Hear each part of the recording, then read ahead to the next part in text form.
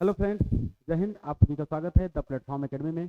आइए हम लोग क्लास 10th का जो बुक है मैथ का, उसमें हम लोग एक्सरसाइज 1.1 को करेंगे और उसमें भी हम लोग एग्जाम्पल करने वाले हैं आज।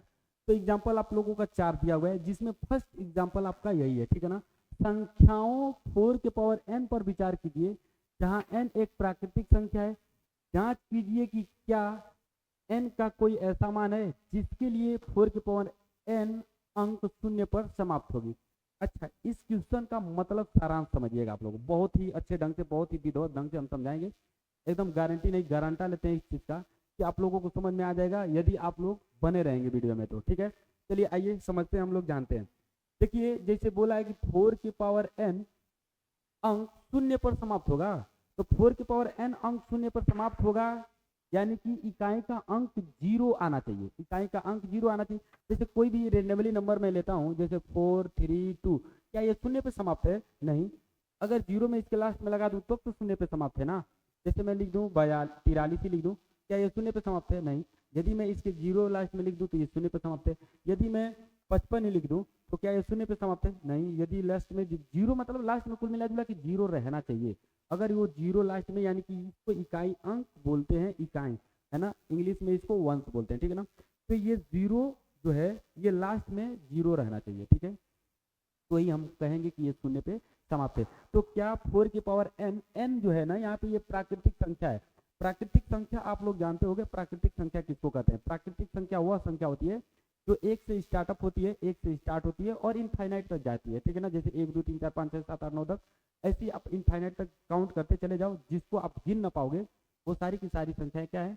इनफाइनाइट वाली, सब की सब प्राकृतिक संख्या है ना। बहुत सारी संख्या है प्राकृतिक में, आपकी पूरी लाइफ, पूरी जिंदगी खराब हो जाएगी, गिनते गिनते गिन नहीं पाओगे, ठीक है, प्राकृतिक संख्याओं को। तो एन जो है, आप कुछ ही एन रख कर देख लो कि क्या जीरो पे समाप्त वगैरह। अच्छा, ये जो एन है ना, ये संख्या है एन, ठीक है। और जो प्राकृतिक संख्या वाला एन होता है ना, वो कैपिटल एन होता है ना। कैपिटल एन से डिकोड करते हैं, प्रदर्शित करते हैं किसको? प्राकृतिक संख्या को, जिसको इंग्लिश में नेचुरल नंबर बोलते हैं हम लोग, ठीक है।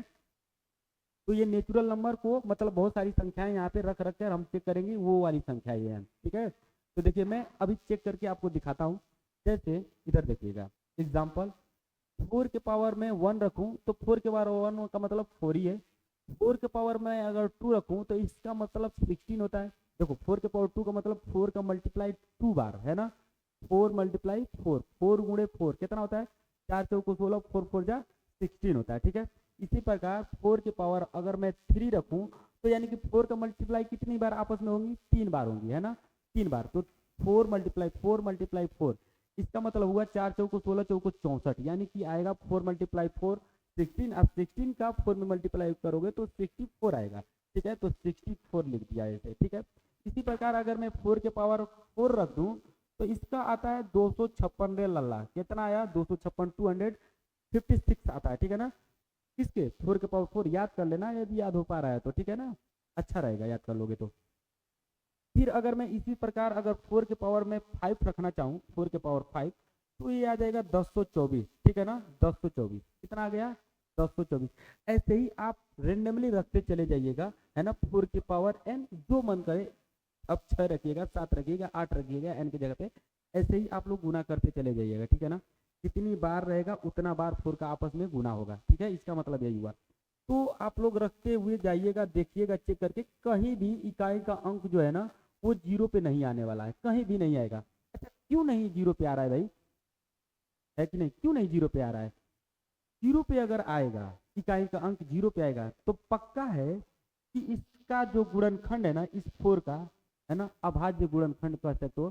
तो इसका अभाज्य गुणनखंड है, वो उसमें 5 आना चाहिए। अगर वो 5 आ रहा है अभाज्य गुणनखंड, तो पक्का है कि वो लास्ट में जीरो पे समाप्त होगा। अगर मैं इसका अभाज्य गुणनखंड करूं 4 का, लिखूंगा 4 का अभाज्य अभाज्य गुणनखंड, 4 का अभाज्य गुणनखंड करने पर, थोड़ा सा इसको मैं शिफ्ट कर दूं, शिफ्ट हो गया पूरा ये, रुक जाओ 1 सेकंड। तो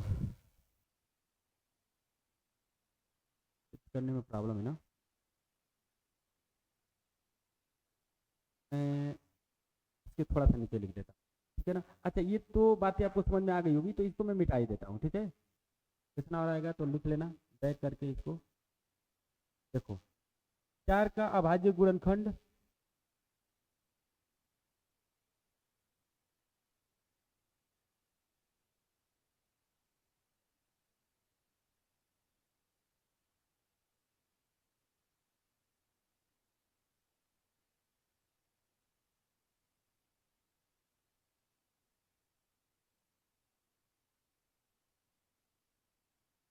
करने पर,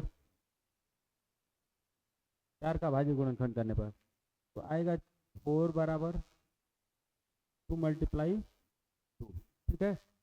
तो मैं ऐसे इसको लिख सकता हूँ, देखना 2 मल्टीप्लाई 2 के पावर, ठीक है। इस चीज़ को मैं लिख रहा हूँ, जैसे चाहूँगा तो यहाँ पे 4 के पावर n, 4 के पावर n बराबर 2 के पावर कह रहे हैं 2 मल्टीप्लाई 2 के पावर n। अच्छा, इसमें आप देखिए ऐसे भी इसको कर सकते हो 2 के पावर 2 और ये ब्रैकेट के ऊपर है इसका n, ठीक है। ऐसे कर लिया। फिर मैं इसको इधर लिख रहा हूँ 2 के पावर 2, देखना 2 के पावर 2 और n का इसमें मल्टीप्लाई होगा तो हो जाएगा n, 2 के पावर 2 और n का मल्टीप्लाई हो जाएगा तो कितना हो जाएगा 2 के पावर 2n। कहीं भी आप लोगों को देखने को मिला है क्या कि इसका अभाज्य गुणनखंड में 5 आया है? नहीं आया ना, तो 5 नहीं आया। और एक चीज़ जानिएगा कि अभाज्य गुणनखंड में जब 5 नहीं आया है तो ये 5 से कटेगा भी नहीं, ठीक है ना। इसमें 5 आना चाहिए, 5 आएगा तभी ये 5 से कटेगा भी, ठीक है। तो ये जब अभाज्य, जब जैसे मतलब एक चीज़ और जानिएगा, अगर इसके लास्ट में इकाई अंक 0 आए यानी कि ये संख्या 0 पे समाप्त होगा, तो 0 पे समाप्त होगा तो ये 5 से कटेगा भी, ठीक है ना। तो 5 से कटेगा भी नहीं, ठीक है। तो हमारा कहीं ना कहीं इसके लास्ट में जो इकाई अंक है 0 आना चाहिए, वो 0 नहीं आएगा।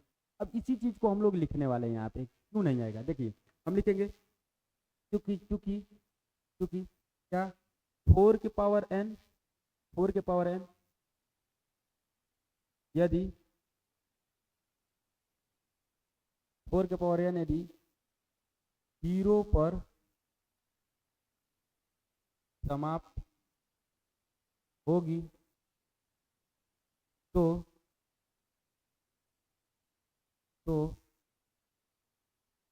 यह संख्या 5 से विभाज्य है, 5 से भाज्य होगा तथा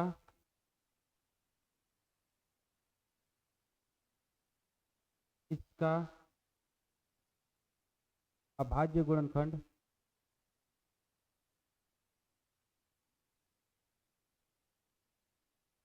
तथा इसका अभाज्य गुणनखंड में 5, अभाज्य संख्या 5 आनी चाहिए, लिख दे रहे हैं अभाज्य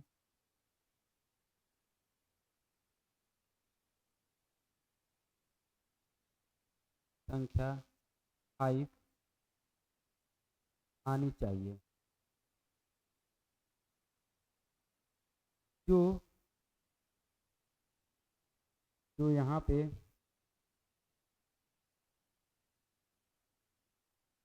जो यहाँ पर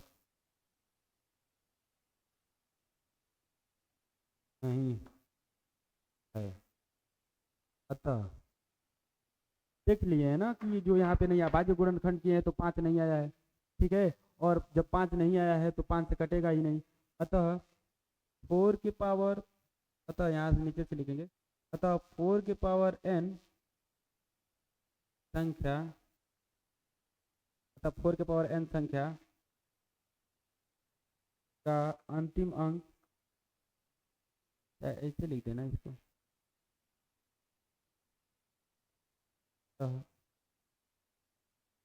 नीचे से लिख के इसके यहाँ से हम लिख दे रहे हैं, फिर दिख रहा होगा आपको।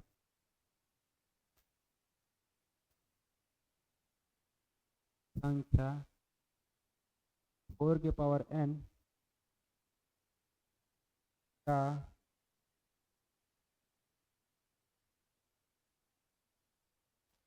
अंतिम अंक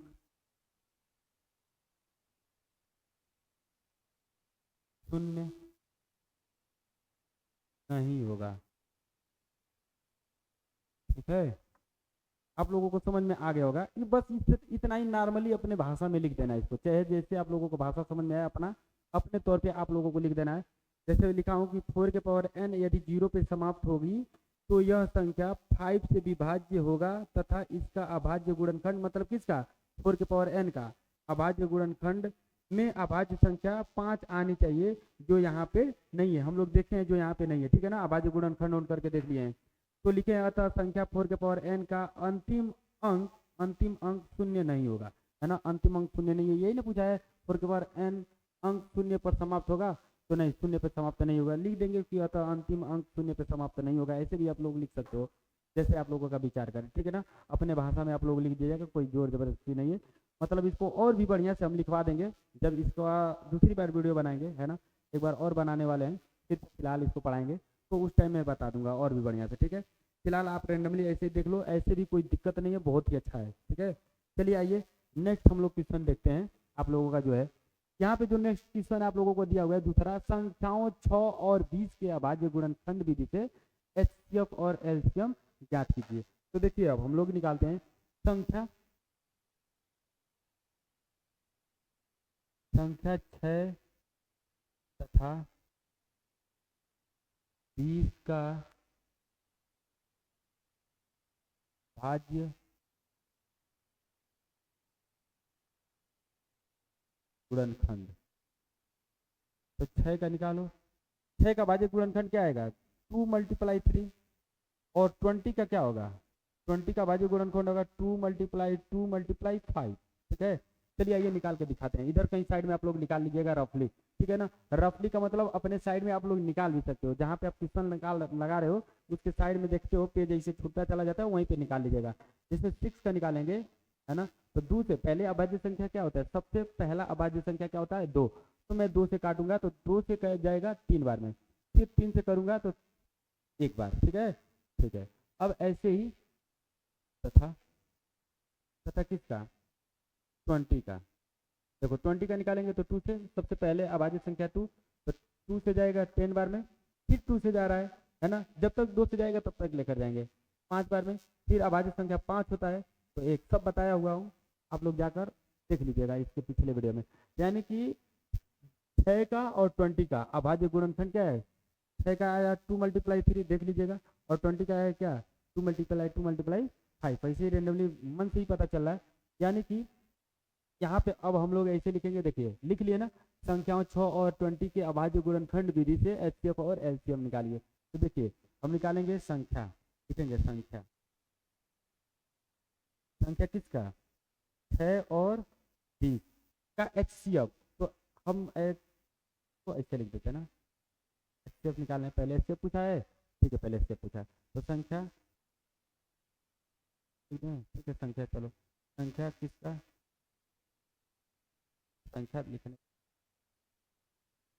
ऐसे करता हूँ, एचसीएफ किसका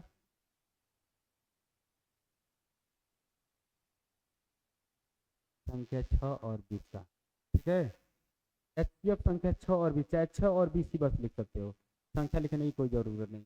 फिर उसके बाद लिख देंगे कितना, बताओ अभाज्य गुणनखंड इसका क्या क्या आया है, बता दूँ, डायरेक्ट आप लोग यहीं से निकाल लीजिएगा। ऐसे ही इसका एचसीएफ हम लोग याद कर रहे हैं, तो देखो एचसीएफ में क्या होता है, तो इसका और इसका जो कॉमन मिला वो एचसीएफ हो जाएगा, यानी कि 2 आ जाएगा, 2 आ जाएगा।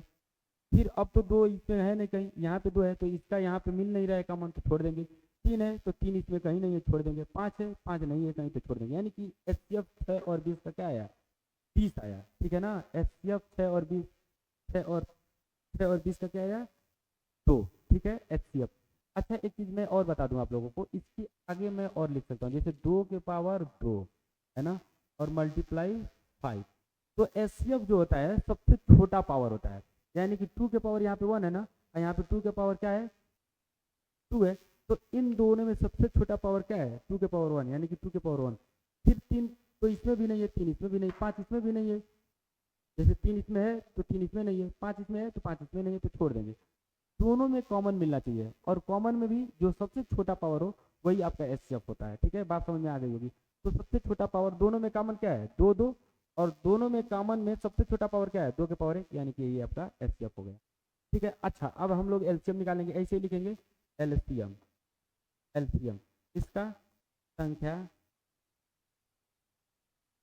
6 और 20 का, संख्या 6 और 20 का एलसीएम।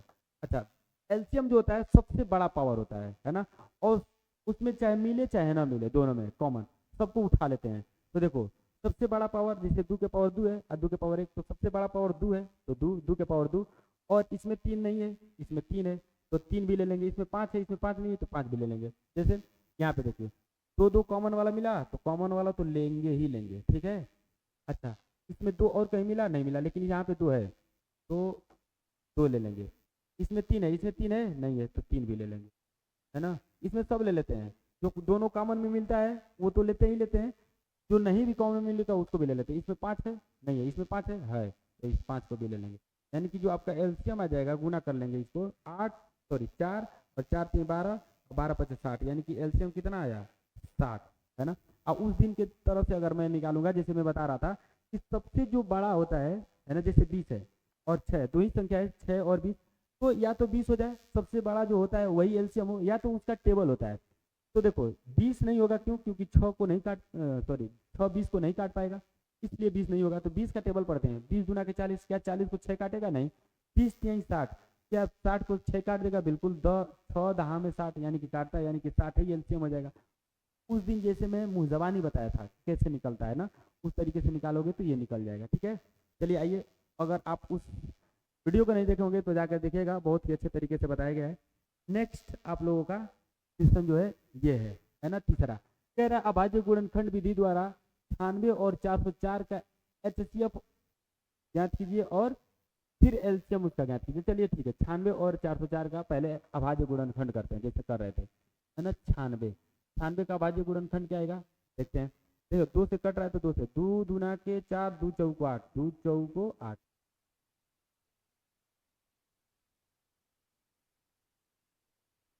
2 चौको 8, 2 8 16, एक यहाँ से कैरी बचा तो इसमें गया तो 16 हो जाएगा, तो 2 8 16, फिर 2 से कट रहा है तो 2 दूना के 4, 2 चौको 8, फिर 2 से 12 बार में, 12 दूना के 24, फिर 2 से 6 बार में, फिर 2 से 3 बार में, और फिर 3 से कटेगा 1। ये तो आ गया 96 का। फिर ऐसे निकालेंगे 404 का, ठीक है ना। 404 का 2 से जा रहा है, 2 दूना के 4, 0 आ गया, फिर 2 दूना के 4, फिर 2 से जाएगा, 2 एक 2, 2 0, फिर 2 एक 2। अच्छा 101 किसी के टेबल में पढ़े हो का, आज तक आता है किसी के टेबल में नहीं, यानी कि अभाज्य गुणन अभाज्य संख्या 101 है ना। तो जस्ट मतलब 3 डिजिट का सबसे छोटी अभाज्य संख्या 101 ही होता है, तो ये 101 बार ही मिल जाएगा 101। ठीक है, यानी कि अब यहाँ पे मैं लिखूंगा इसे 2 का अभाज्य गुणनखंड, या तो आप अलग अलग लिख दो 2 का अभाज्य गुणनखंड, चाहे एक ही में लिख लो 2, सॉरी 2 नहीं दिया है ना भैया, ये दिया है 96। लिखेंगे 96 का अभाज्य गुणनखंड, 96 का अभाज्य गुणनखंड, चाहे ऐसे लिख लो 96 तथा 404 का अभाज्य गुणनखंड, और इसको कर लो। हम लिखेंगे 96 का अभाज्य गुणनखंड, अब यहाँ पे करेंगे 96 बराबर अभाज्य गुणनखंड क्या है, 2 multiply 2 multiply 2 multiply 2 multiply 2 multiply 3, है ना। कितनी बार है, 6 बार है, 2 2 4, सॉरी 5, 1 2 3 4 5, यहाँ पे भी होगा 1 2 3 4 5, अब मल्टीप्लाई 3, ठीक है। अच्छा इसके बाद हम लोग लिखेंगे किसका, 404 का अभाज्य गुणनखंड तथा 404 का अभाज्य गुणनखंड। 404 का अभाज्य गुणनखंड जरा देखिएगा कैसे निकालेंगे, निकाल तो दिया ही है, बस लिखना है 2 मल्टीप्लाई 2 मल्टीप्लाई 2 बार गया, 2 2 ना 2 बार, और 101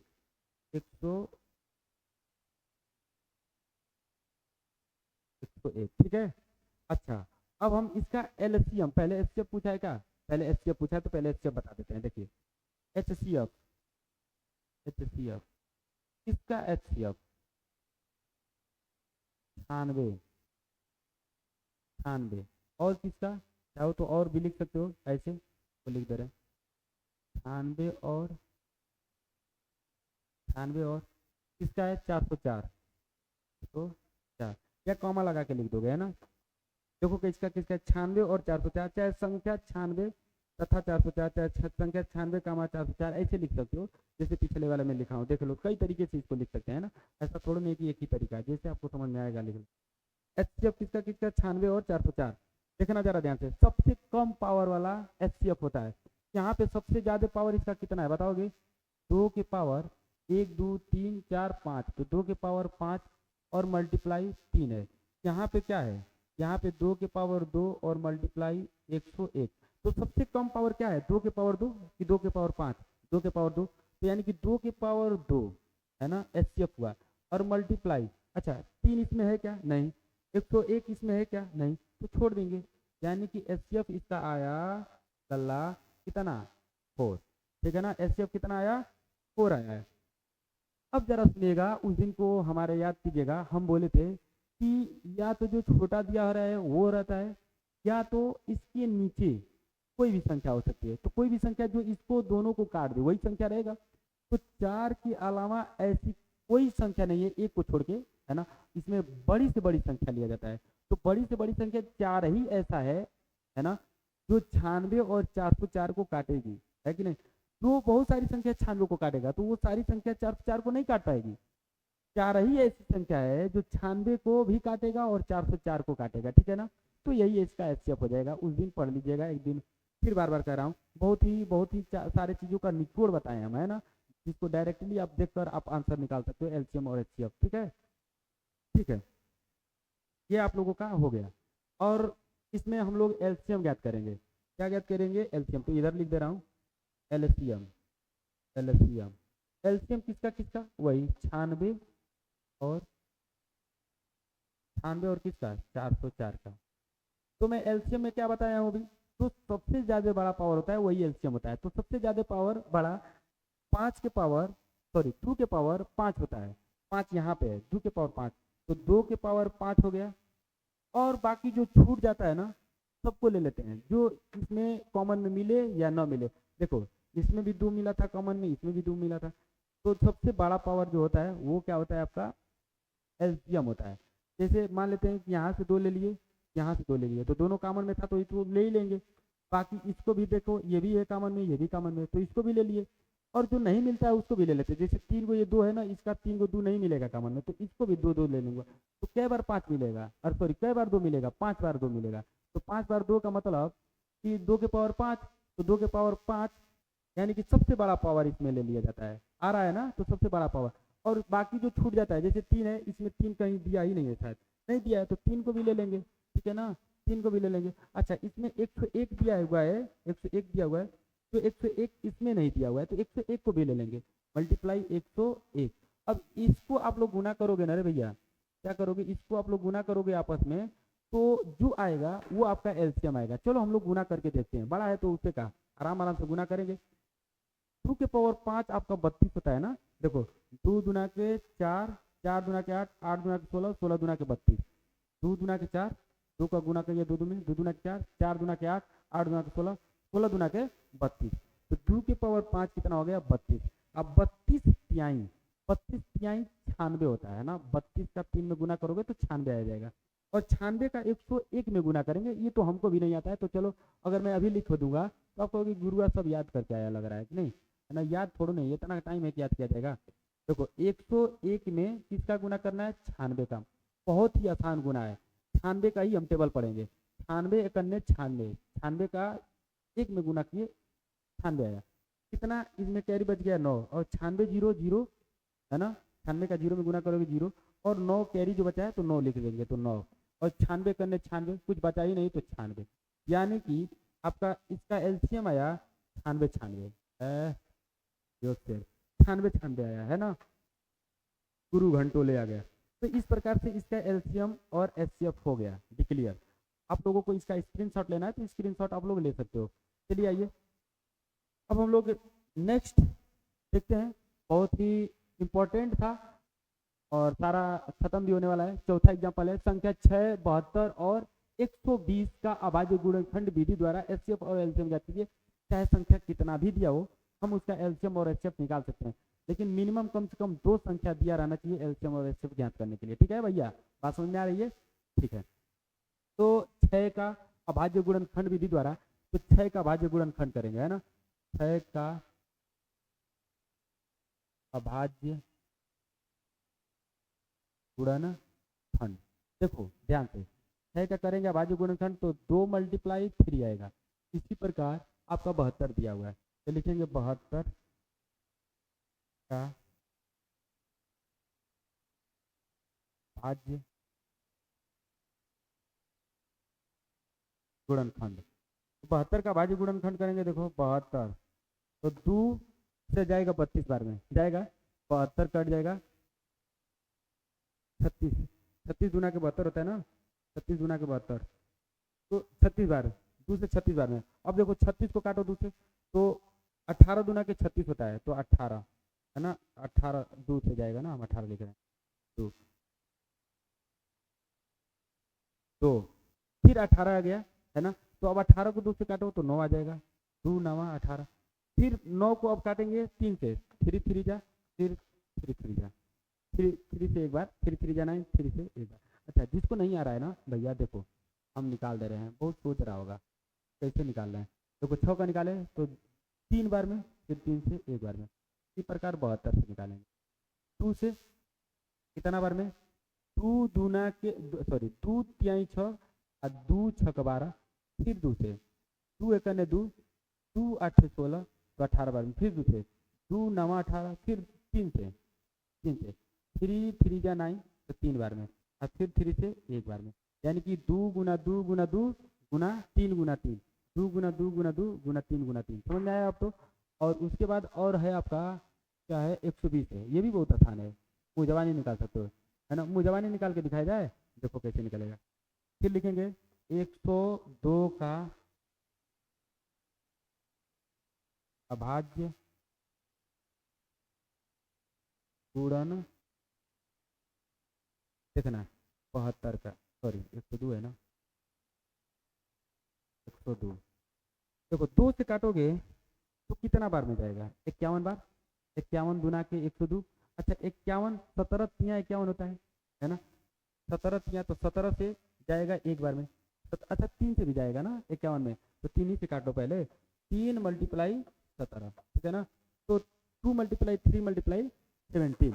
अच्छा यहाँ पे काटो 2 से, 2 6 12 60 हो गया, फिर 2 से तो 20 लिखे हैं क्या, तो 2 यहाँ पे कर दिए, ध्यान नहीं दी। अच्छा देखो ध्यान दो, ये तो इधर कर दिए नहीं तो गड़बड़ा ही जाता ना, 120 है ना, तब तो हो गया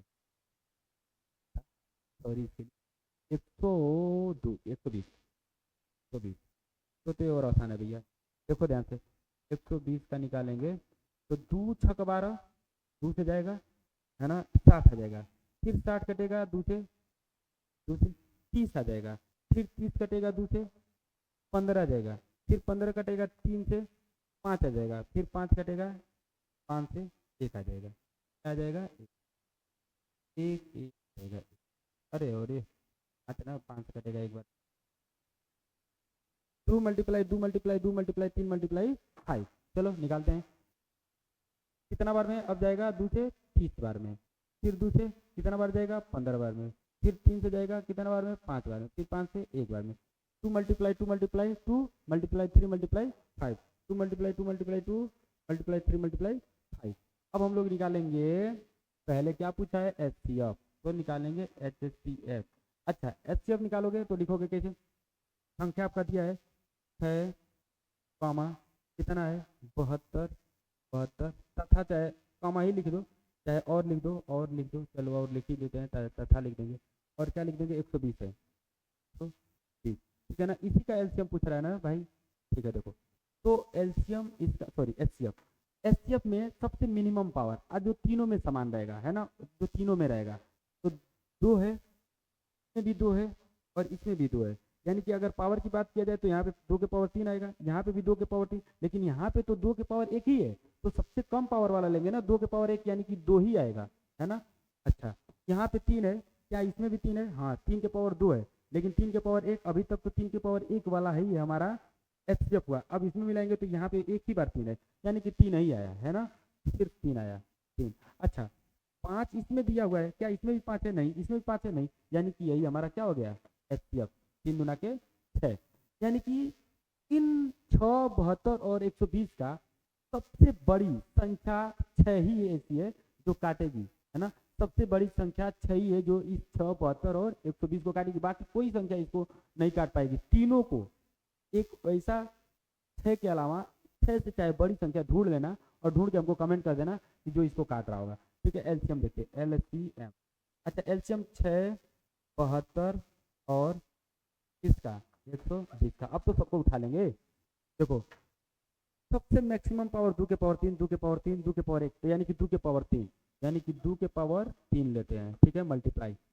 यहाँ पे 3 है, यहाँ पे 2 के पावर 3, सॉरी 3 के पावर 2 है, यहाँ पे 3 के पावर 1 है, यानी कि 3 के पावर 2 ले लेंगे, 3 के पावर 2, और जो बाकी छूट जाए। देखो 5 छूटा है, और भी कुछ छूटा है क्या? नहीं, 5, तो 5, ठीक है। अच्छा, इसको आपस में गुना करेंगे, गुना करके देखते हैं कितना आता है। ये 8 हो जाएगा, ये 9 हो जाएगा, 9 8 72 हो जाएगा। अब 72 का 5 में गुना कर लो, ठीक है ना। 5 दूना के 10 और 7 5 35, अब 35 35 1 36, 360।